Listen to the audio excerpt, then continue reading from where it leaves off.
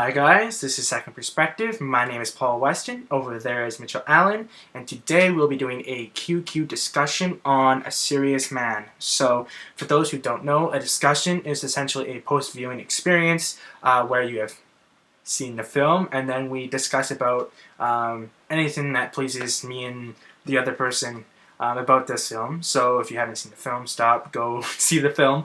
And then, so we'll go from there. But today we're going to be talking, we're at least going to start with the themes of A Serious Man, and then if something interesting takes us onto a fun journey, then we will continue there. But for now, Mitch, why don't you start us in our adventure into the themes?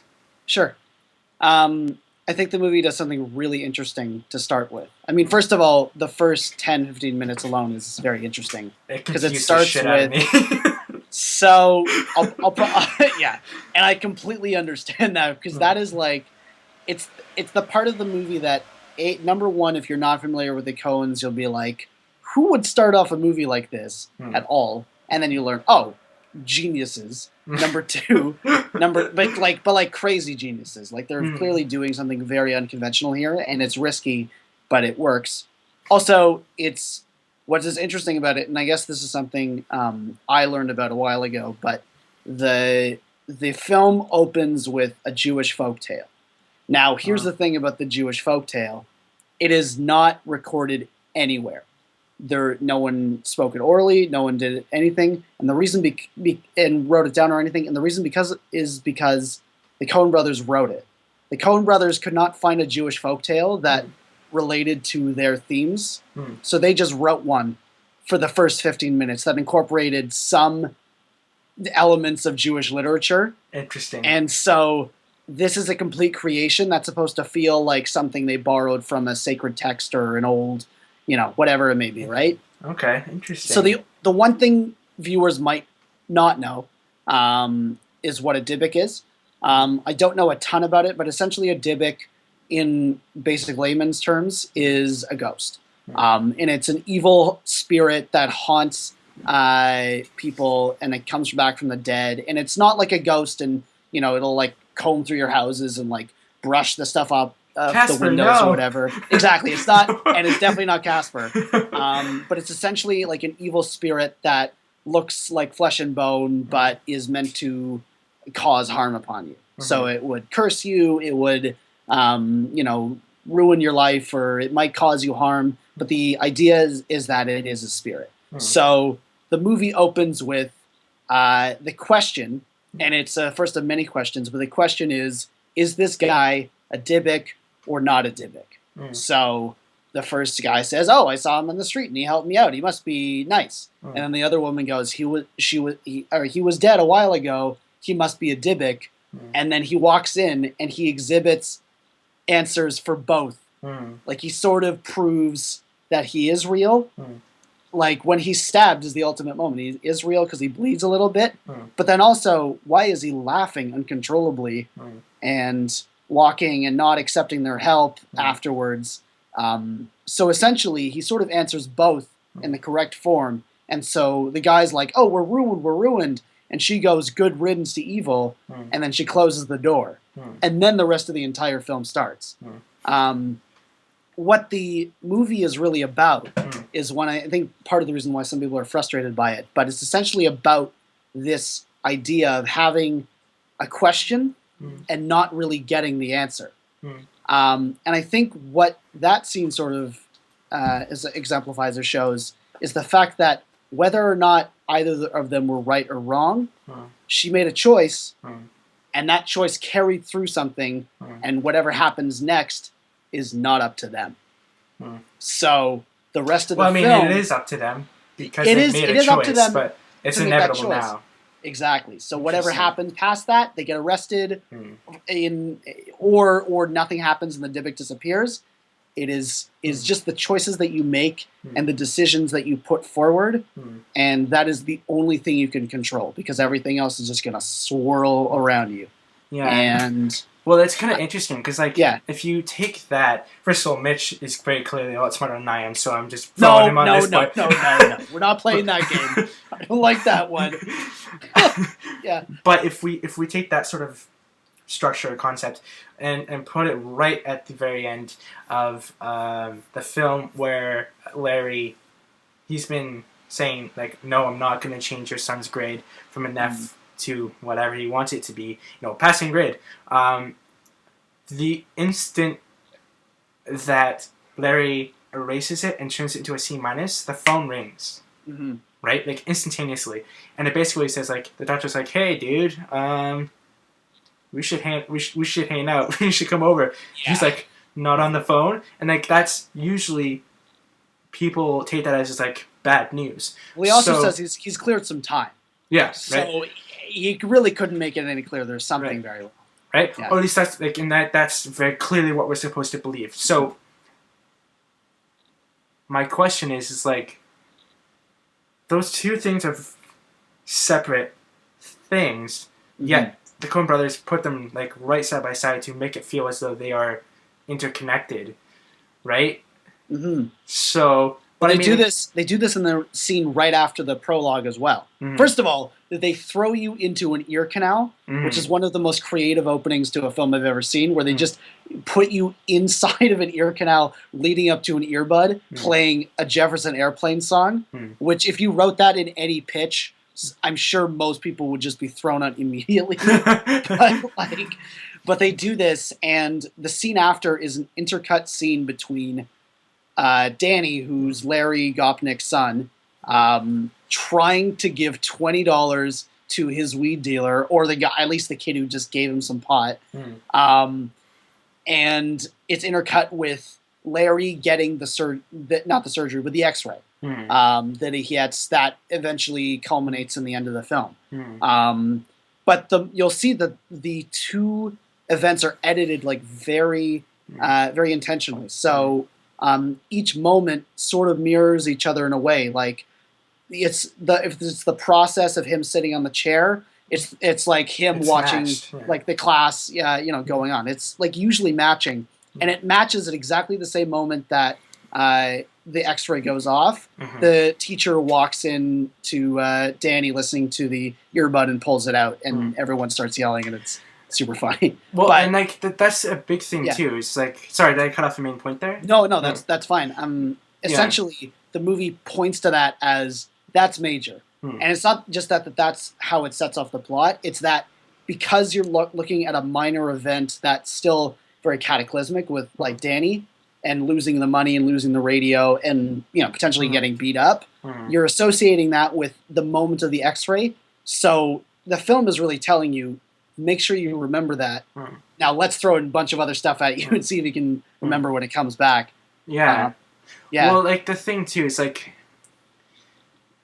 this is a very good example of using editing to create meaning between two things that have absolutely nothing to do with each other, right? And like it's through their choices, shot choices, editing choices, all that sort of stuff, we create a very clear idea that these are not only related but necessary to each other, right?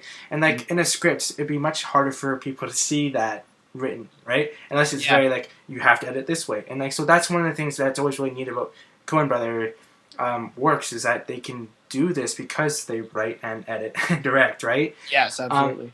And so, but like thematically, I always had this weird thing of like, is this film talking about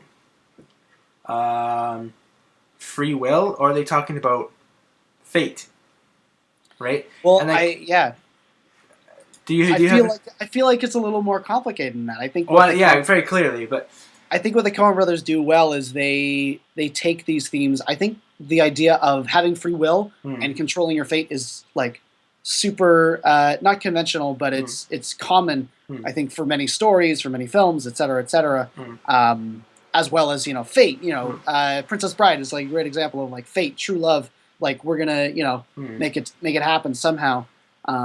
But the movie sort of, goes another way. It's a little nihilistic. It's saying that no matter what you do, it sort of ends up one way, no matter what. Yeah, and I guess that's God, whether that's chaos. It's just and I guess that's what I mean. Is sort of like with the ending moment that I brought up a few minutes earlier, and it was like how he, for the very first time in the film, or at least that I remember, he takes control of his quote-unquote fate, or like he does a free will thing where he gives a student undeserving of a grade and gives him a passing grade. In that very moment, he gets basically told that he's probably going to die from something, right?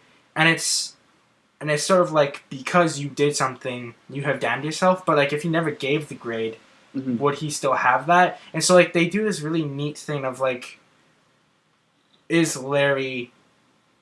it's like, is that balance or that fight between like free will and sort of predestined fate, and like no matter what you do, the tornado's gonna come and destroy you. And I'm not sure where to sort of think about all that. And like this is part of what I mean with the review. Is like, what's really neat about the Coen Brothers films. It's not like I don't feel like, oh, I'm supposed to think free will is necessary to have a good life. It's just sort of like where can can a free will and sort of like predestined fate coexist? Or like, it's just these weird thoughts where I'm kind of left with my idea of like, I'm not really sure what to think. I think part of the way that you can sort of figure out what's going on is you sort of, at the end of the day, you have to take on a perspective of one of the characters and see how they filter it through. And obviously this film is filtering it through Larry. And one of the first things that he says after he teaches the Schrodinger's cat and his student Clive walks into the room and does the worst bribe attempt I've ever seen that somehow still works. He says Clive is like, I understand the cat. I understand the dead cat. I don't know about the mathematics. And he goes like, well, the mathematics is how you know what the dead cat is about. Like, I don't even know what the dead cat is about, he says as a little aside. But I think that's the key, right? Is that Larry is a man about numbers and about concrete facts that form a system. And when something is a little more abstract or, like outside of the zone of explanation, he just immediately gets flustered. So when someone else doesn't realize that, that's where the issue lies, right? And that's why I think his battle with Clive is so elevated, because I think it's a battle not only of, well, this guy is being an idiot and not doing the class right, but he's not doing it the right way. He's not living the right way. And so then it's a little shady there, I think, morally too. I just want to very briefly, before we get too far past the film and stuff, do you think the film could exist without the beginning, the first 10-15 minute prologue? Or do you think... Because like... Yeah, I see the question. Yeah, I'm just curious, because I don't have an answer for that. So you don't have an answer for that? No, I don't have any answers for this discussion. Yeah, I don't know if I have an answer for that as well, just because it's such a funny and interesting scene. I think what I like about it is that it sets up, not necessarily that it's like the main setting of the film, because we end up in Minnesota and in a predominantly Jewish community, which is not where the film is set, or sorry, where the prologue is set. But it does sort of establish the Jewish superstition and sort of the aura of suspicion and of contradiction that sort of layers the film later on. So I guess it is sort of like a short film that repeats and sort of distills the main themes in a way that the larger film kind of expands on. But I don't mind it as like, do you know what I like about it? It's like, it's more literary than it is filmic in a way in terms of the structure, and yet it's still a very cinematic scene. So like, I think it probably belongs in more of a literary adaptation of this perhaps, but it still works on a filmic level. Yeah. It's interesting. I don't know how to answer it either. I just asked because the brief idea of like, oh, is he or is he not a ghost? That was fairly interesting for me. Yeah. But I wasn't necessarily like grabbed or like, holy crap, this is amazing sort of reaction to it. But it was also because it was the Coen Brothers. Every person I talked to about this film said it's amazing, one of their favorites. So I was just sort of like, I will surrender to this. I'll let it happen. But I also wasn't... It didn't grip me necessarily. So, I was just kind of curious on that. There's another theory about that scene, by the way. I'm not Okay. sure that I agree with it because I find it too literal. Like it would connect too literally to it. Oh, is But the it like theory is that Richard being? Go essen- for it. es- sorry, it's essentially that Larry is actually like a family descendant Hmm. of that Mm-hmm. of the Yeah. couple, and that the Dybbuk has cursed them Mm. one way or another, Mm. and that's why everything is happening. Yeah.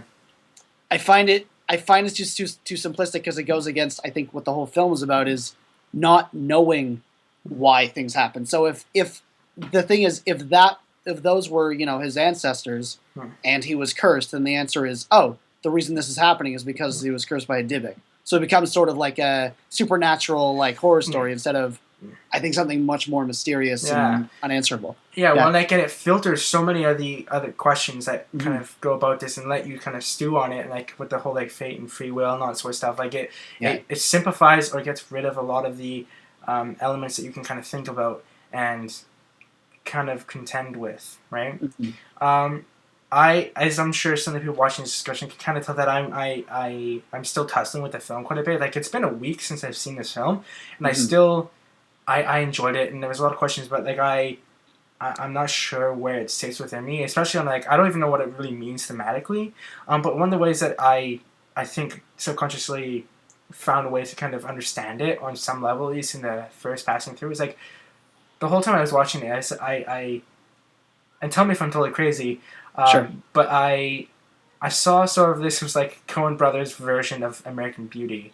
For I can those see who that. haven't seen it, I'm not going to ruin too much about American Beauty, but it has a similar setting of sorts, and it's just about a quote unquote ordinary guy kind of struggling through life, kind of kicking him in the balls. Mhm. That's a very simplistic way of putting two films that are both very good. Like I love American Beauty, at Yeah. least 15 to 18-year-old Paul loved American Beauty, so Sure. and Yeah. like I think it was good. Like I don't know, maybe I was a pretty sure complete that was idiot. pretty good. I remember it Right. being pretty good too. But like, what do you think of my sort of natural gravitation to sort of make that comparison? Am I?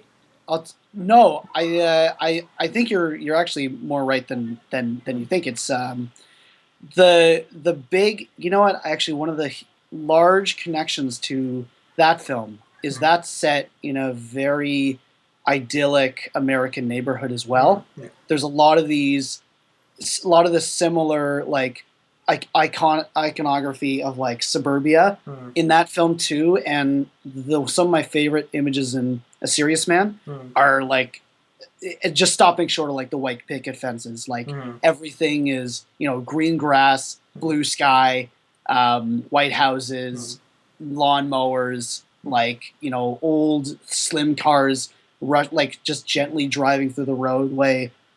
It's like a weird sense of calm the entire time. And I think great films like American Beauty, I think, is another great movie. But they tend to use that idea of like an idyllic suburbia or kind of a Pleasantville in a way to suggest that there's something very sinister happening underneath. But the difference is, I think, is that Kevin Spacey's character, God, I can't remember his name in Try American. not to spoil too much. Sure, but I'm trying to say is that Kevin Spacey's character is part of that like Anglo-Christian sort of community, and so that's like where he is and where he's born, so he's familiar with that. I think this movie deals more with how a Jewish man or a Jewish family sort of coexists with this invisible wall around them that perhaps they've placed for themselves, but the whole movie, like, they're sort of at odds with the entire thing. There's even like a little subplot about a property line that's right now next to his house. So he's consistently, I think, being challenged by that suburbia around him. Whereas I think in American Beauty, it's sort of more of a singular, like, I'm upset with my life.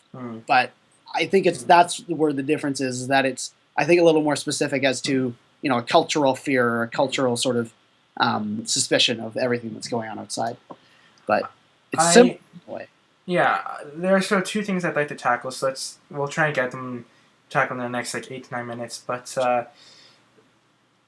one thing that I could get a very clear grasp on in this film, and I quite enjoyed, and if you are still that you being a viewer are still sort of struggling with the themes or like trying to get a firmer grasp on this film, I feel like there's a lot to dig out of watching Larry's problems collide and clash in different parts of the script.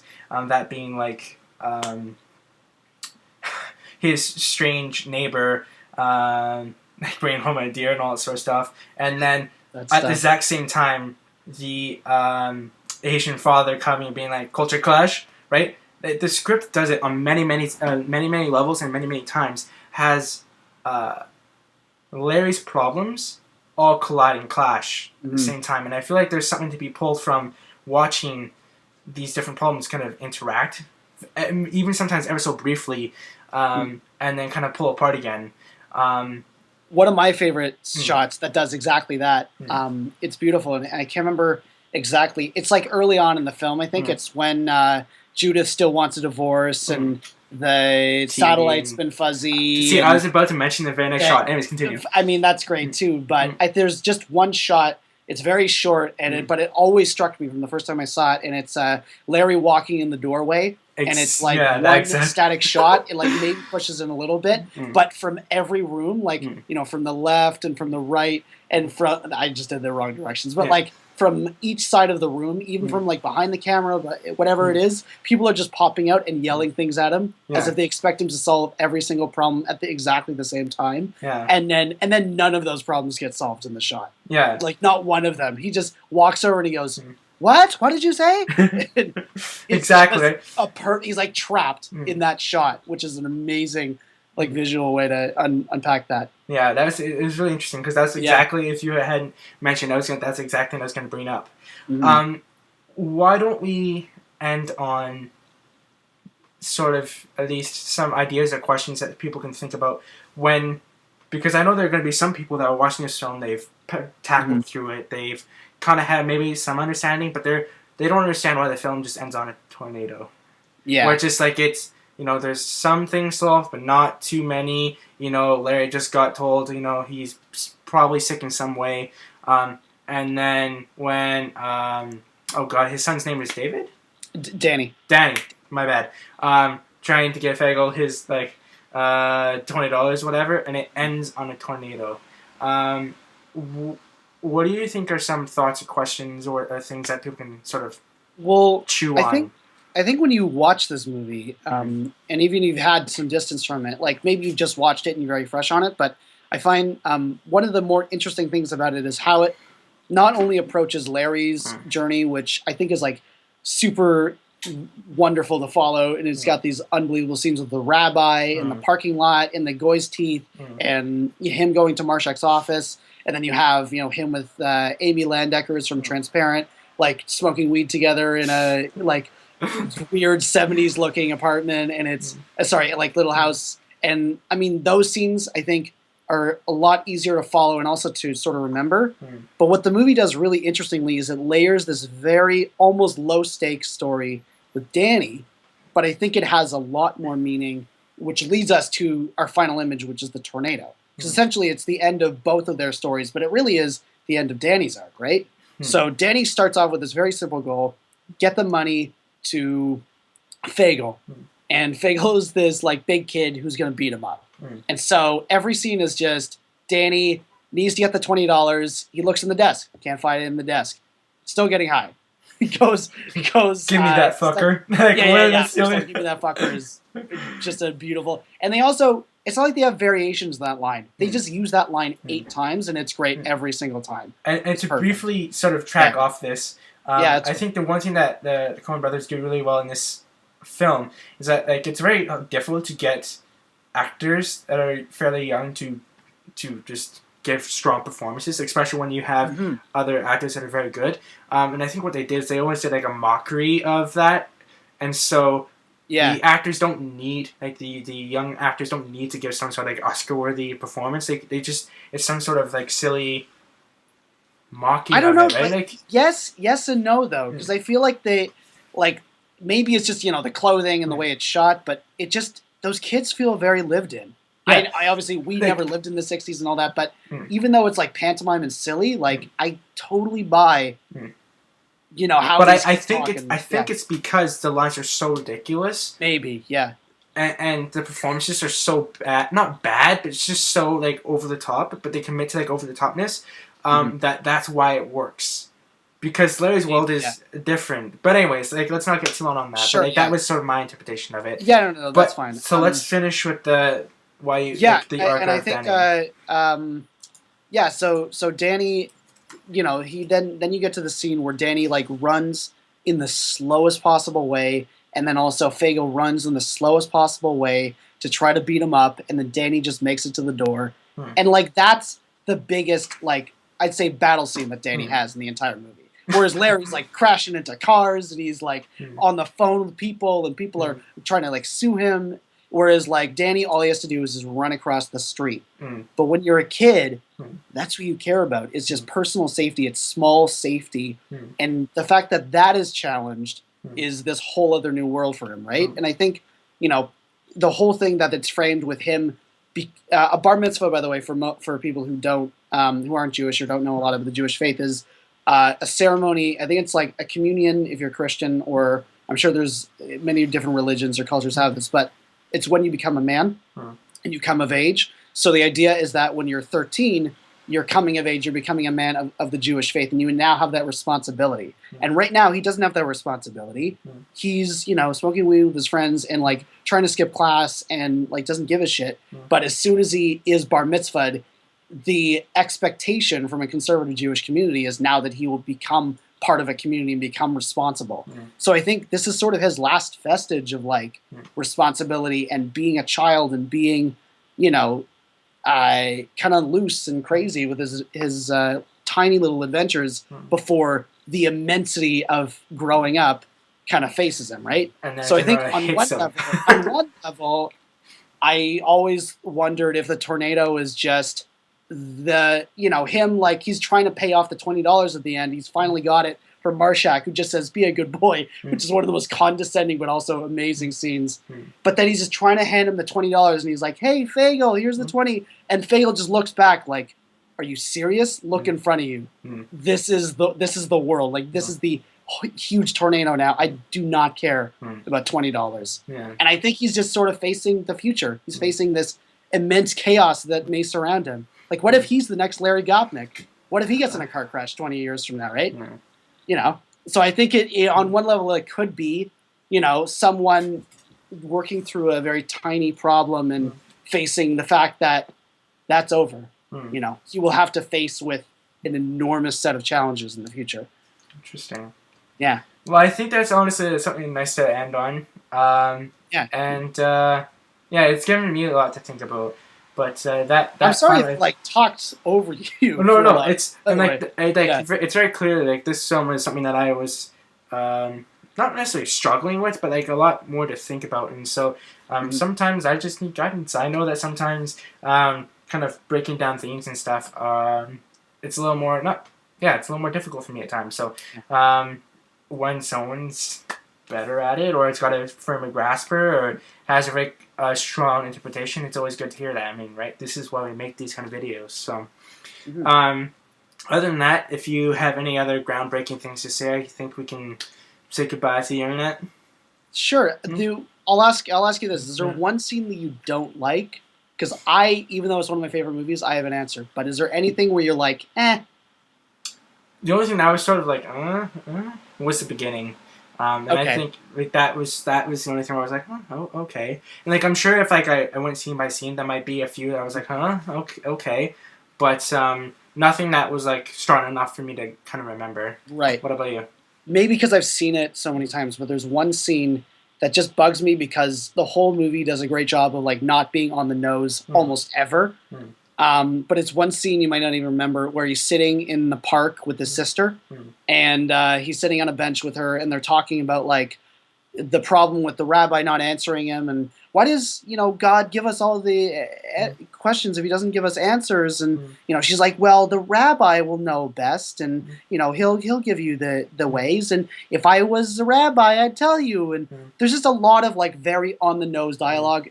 Also that character never comes back, and it's just like there's something about me that says if I pulled that scene out I wouldn't miss it. And it's like for me everything else is powerful or interesting or funny or whatever it is, and there's nothing great about that scene except for when Richard Kind ends with, "If you could bottle this air, they'd make $1 million." So I don't know. It's hard to say. I don't like that scene yet. Without that scene, you don't get that amazing line, and so many more lines like that. So I don't know. I love this movie, guys. All right, I think we should end on Mitch's excitement. So, again, thanks for watching, guys. This is Second Perspective. My name is Paul Weston. Over there is Mitchell Allen. And we'll see you guys in the next video. Goodbye, Internet. See you guys. Bye, Internet.